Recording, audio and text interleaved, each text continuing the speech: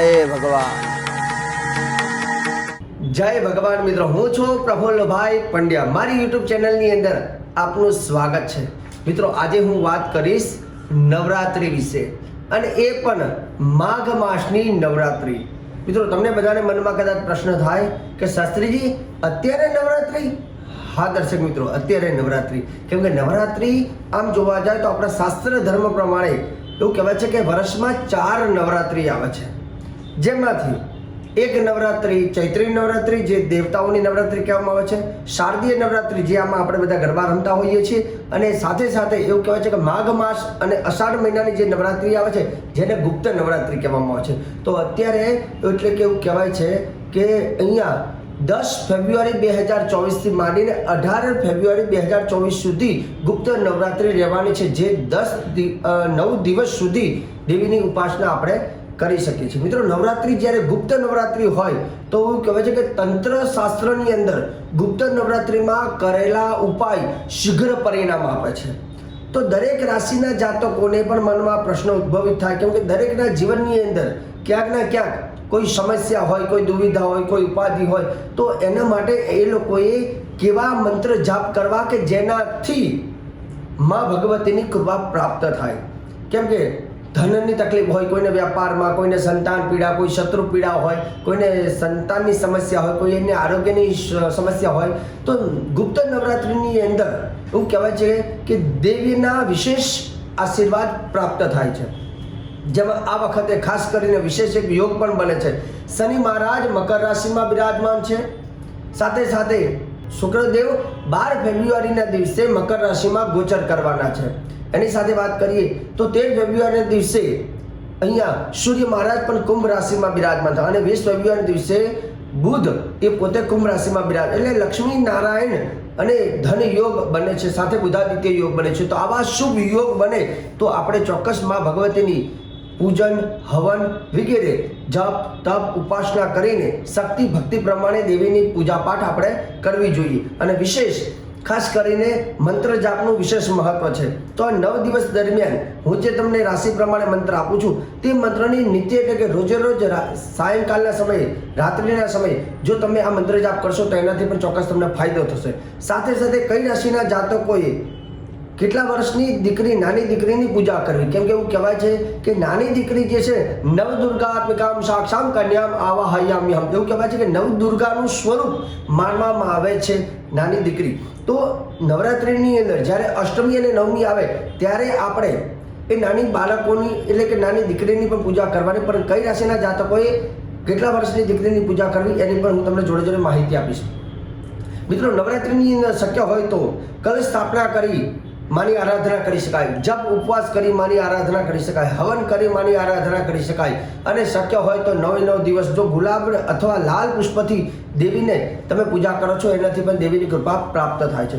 શક્ય હોય તો અખંડ દીવો જો તમે તમારા ઘરમાં કરશો તો એવું કહેવાય છે કે આરોગ્યમ ધન સંપ્રદામ, આરોગ્યની સુખાકારી પ્રાપ્ત થાય છે અને ધનનું આગમન થાય છે. નવરાત્રિમાં, માઘ માસની નવરાત્રિમાં અખંડ દીવો, અને એમાંય શક્ય હોય તો 2 દીવા, આડી વાટના દીવા કરવાના. દિવ્યા દક્ષિણે ઘૃતમ વામે તૈલમ, એવું કહેવાય છે કે માતાજીના જમણી બાજુમાં, માતાજીનો જે જમણો હાથ આવે ત્યાં બને ત્યાં સુધી ઘીના દીવો કરવો, અને માતાજીના ડાબી બાજુમાં તમારે તેલનો દીવો કરવાનો આડી વાતની અંદર. જો આ રીતે 9 દિવસના જો તમે અખંડ દીવા રાખો છો તો એના દેવીની કૃપા પ્રાપ્ત થાય છે. ને એ દીવામાં શક્ય હોય તો થોડુંક એક લવિંગ અને એક એલાયચી ચોક્કસ મૂકી રાખજો. મિત્રો, સાથે એવું કહેવાય છે કે આ ગુપ્ત નવરાત્રિની અંદર જો તમે રોજ શ્રી સૂક્તનો પાઠ જો તમે કરશો તો એનાથી લક્ષ્મીજીની વિશેષ કૃપાઓ પ્રાપ્ત થાય છે. શ્રી સૂક્તનું પાઠનું, ચંડી પાઠનું વિશેષ મહત્વ હોય છે. મંત્ર જાપની વાત કરીએ તો હું જે મંત્ર આપું છું તે મંત્ર એ તે રાશિના જાતકોએ રાત્રિના સમયમાં માની સામે બેસીને ઓછામાં ઓછી 9 માળા તમારે કરવાની છે. અને જો 9 દિવસ ફાવે તો 9 દિવસ કરવાનું. કદાચ એકાદ દિવસ અષ્ટમી કે નવમીને ફાવે તો ચોક્કસ કરવાનું, પરંતુ શક્ય હોય તો 9 દિવસ કરવી વિશેષ ફળદાય છે. અને અષ્ટમી અને નવમીમાં પણ આપ કરી શકો છો. તો મારું હું જે જણાવું છું તે મંત્ર દરેક રાશિના જાતકોએ નોંધી લેવો. ત્યાર પછી હું રાશિના જાતકોને જણાવીશ કે નાની બાલિકાની પૂજા કેટલા વર્ષની કરવી. તો પહેલા વાત કરીએ મેષ રાશિ. મેષ રાશિ અલ અને ઈ. મેષ રાશિના જાતકો જે છે જેમને ઓમ રીમ ઉમા દેવ્યય નમઃ ઓમ રીમ ઉમાદેવીએ નમઃ આ મંત્રનો જાપ કરવાનો. વૃષભ રાશિના જાતકો જે છે એમને ખાસ કરીને ઓમ ક્રામ ક્રીમ ક્રુમ કાલિકાયૈ નમઃ, ક્રામ ક્રીમ ક્રુમ કાલિકાયૈ નમઃ. મિથુન રાશિના જાતકો જે છે એમને મંત્ર જાપ કરવાનો છે ઓમ દુમ દુર્ગાયૈ નમઃ. દર્શક મિત્રો, કદાચ તમે વિડીયોને જોવો છો, મંત્ર તમને ખ્યાલ આવી જશે, પરંતુ જો ન ખ્યાલ આવે તો અમારો મોબાઈલ નંબર જે છે એ મોબાઈલ નંબર ઉપર તમે મેસેજ કરશો તો ચોક્કસ આ દિવ્ય મંત્ર પણ અમે તમને પહોંચાડવાનું કાર્ય કરીશું. તો મિત્રો, ત્રીજી રાશિ મિથુનની વાત કરી. ફરીથી કહી દઉં, મિથુન રાશિના જાતકોએ જેના અક્ષર ક છે અને ઘ છે, તો મિથુન રાશિના જાતકોએ ઓમ દુમ દુર્ગાયૈ નમઃ આ મંત્રનો જાપ કરવાનો. ચોથી રાશિ જે છે કર્ક રાશિ, જેના બે અક્ષર ડ અને હ અક્ષર. કર્ક રાશિના જાતકોએ ઓમ લલિતા દેવ્યૈ નમઃ, ઓમ લલિતા દેવ્યૈ નમઃ આ મંત્રનો જાપ કરવાનો. પાંચમી રાશિ સિંહ રાશિ, જેના બે અક્ષર મ અને ટ અક્ષર. સિંહ રાશિના જાતકોએ ખાસ કરીને નવરાત્રી દરમિયાન, માઘ મહિનાની નવરાત્રી દરમિયાન ઓમ ઐમ મહાસરસ્વત્યૈ નમઃ, ઓમ ઐમ મહાસરસ્વત્યૈ નમઃ મંત્રનો જાપ કરવાનો. કન્યા રાશિના જાતકોએ ખાસ કરીને ઓમ શૂલધારિણે નમઃ, ઓમ શૂલધારિણે નમઃ આ મંત્રનો જાપ કરવાનો છે. મિત્રો, ખાસ કરીને આ અક્ષરો જે હું તમને કહું છું એની જે મુખ્ય મહામંત્ર કહું છું, મહામંત્ર કેમ કે મા ભગવતી એ શક્તિની દેવી છે. આ દુનિયામાં દરેક વ્યક્તિને શક્તિ જોઈએ. શક્તિ છે તો લોકો તમારાથી ડરે છે. બોલવાની શક્તિ, ખાવાની શક્તિ, ચાલવાની શક્તિ, કામ કરવાની શક્તિ, મન તમારું એકદમ સશક્ત હોવું જોઈએ. મનની શક્તિ પણ, મનોબળ તમારું દ્રઢ હોવું જોઈએ. શિવજી પણ શક્તિ વગર અધૂરા છે. એવું કહેવાય કે શિવ અને શક્તિ, શિવજીની જોડે પણ શક્તિ. શક્તિ એટલે તાકાત, પાવર. દરેક વ્યક્તિમાં જે પાવર આવે છે તો એ પાવર શક્તિની ઉપાસનાથી જ એ શક્તિની પ્રાપ્તિ થાય છે. તો ખાસ કરીને મંત્ર જાપ જે છે એ મોટો ભાગ ભજવે છે. તો આગળની રાશિ જે હતી એના વિશે પણ આપણે વાત કરીએ. તુલા રાશિ, ર અને ત અક્ષર. તુલા રાશિના જાતકોએ મંત્ર જાપ કરવાનો છે ઓમ રીમ મહાલક્ષ્મી નમઃ. વૃશ્ચિક રાશિના જાતકોએ ઓમ શક્તિ રૂપાયૈ નમઃ, ઓમ શક્તિ રૂપાયૈ નમઃ. ધન રાશિના જાતકોએ ખાસ કરીને ઓમ ઐમ રીમ ક્લીમ ચામુંડાયૈ, ઓમ ઐમ રીમ ક્લીમ ચામુંડાયૈ વિચ્ચે આ મંત્રનો જાપ કરો. જે માતાજીનો 9 અક્ષરનો મંત્ર છે ઓમ ઐમ રીમ ક્લીમ ચામુંડાય વિચ્ચે આ મંત્રનો જાપ કરવાનો. વાત કરીએ મકર રાશિ. મકર રાશિના જાતકોએ ખાસ કરીને ઓમ પામ પાર્વતીય નમઃ, ઓમ પામ પાર્વતીય નમઃ આ મંત્રનો જાપ કરવાનો છે. હવે મિત્રો, વાત કરીએ રાશિ ચક્રની 11મી રાશિ, જેનું નામ છે કુંભ રાશિ.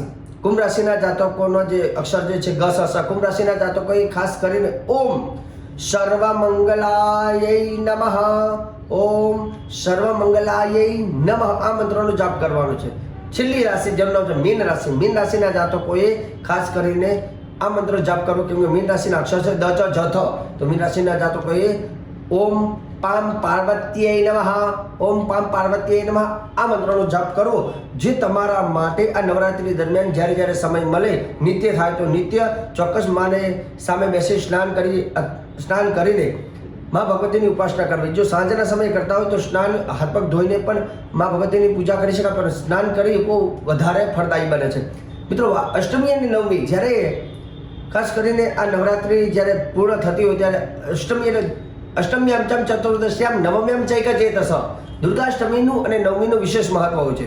જો એ દિવસે ખાસ કરીને મેષ રાશિના જાતકો જો 9 વર્ષની નાની દીકરી હોય એને તિલક કરી એને કંઈક ભેટ આપી અને એને ખુશ કરવામાં આવે અને એ દીકરીનો હાથ જો પોતાના મસ્તક ઉપર મૂકવામાં આવે તો એવું કહેવાય છે કે એના ભાગ્યના તાળા ખુલી જાય છે, કેમ કે સ્વયં નવદુર્ગા સ્વરૂપ માનવામાં આવે છે. વૃષભ રાશિના જાતકોએ ખાસ કરીને 6 વર્ષની દીકરીની પૂજા કરવી. મિથુન રાશિના જાતકોએ 5 વર્ષની દીકરીની પૂજા કરવાની. કર્ક રાશિના જાતકોએ 2 વર્ષની જે નાની દીકરી હોય એની પૂજા કરવાની છે. સિંહ રાશિના જાતકોએ ખાસ કરીને 10 વર્ષની જે દીકરી હોય એની પૂજા કરવાની રહેશે. કન્યા રાશિના જાતકોએ 5 વર્ષની નાની દીકરીની પૂજા કરવાની. તુલા રાશિના જાતકોએ 7 વર્ષની નાની બાલિકાની પૂજા કરવાની.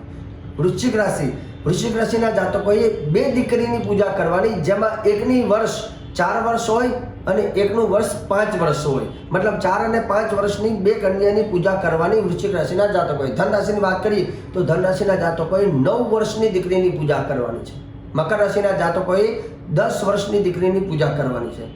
કુંભ રાશિના જાતકોએ 8 વર્ષની નાની દીકરી એની પૂજા કરવાની છે અને મીન રાશિના જાતકોએ 3 વર્ષની નાની દીકરી હોય એની પૂજા કરવાનું છે. મિત્રો, અહીંયા મેં તમને એટલું સરળ ભાષામાં સરળ રીતે મંત્ર જાપ અને કેટલા વર્ષની નાની બાલિકાની પૂજા કરવી એ પણ તમને કહી દીધું. કેમ કે દરેક વર્ષની અંદર એક અલગ અલગ દિવ્ય શક્તિ સમાયેલી છે અને તમારી રાશિ પ્રમાણે અમે તમને શ્રેષ્ઠ મંત્ર, ઉપાય, પૂજન વગેરે બધું જ જણાવ્યું છે અને સાથે સાથે અમારી ચેનલ ઉપર આવી જ જાણકારી, ઘરેલું ઉપાય, શાસ્ત્રોક્ત જાણકારી અમે તમને કહેતા રહીશું. પરંતુ અમારી ચેનલને તમે કદાચ સબસ્ક્રાઈબ ન કરી હોય તો જલ્દીથી કરી દેજો, બેલનું બટન પણ દબાવજો, ચેનલને તમે લાઈક કરજો અને તમારા સારા મિત્રો હોય એમને પણ આવો વિડીયો મોકલતા રહેજો, જેનાથી દરેક લોકોનું થાય કલ્યાણ. કેમ કે મા ભગવતીના ચમત્કારી મંત્રને અમે તમારા સુધી પહોંચાડીએ છીએ અને તમારે આગળ તમારા મિત્રો સુધી પહોંચાડવાનું છે. બીજા નંબરની જાણકારી મિત્રો,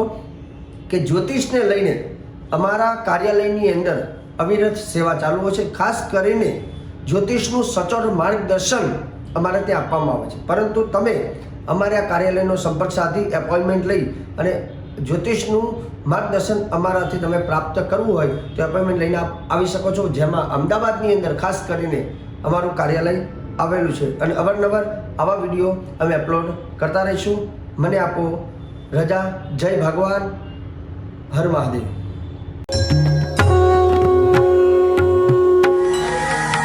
જય ભગવાન.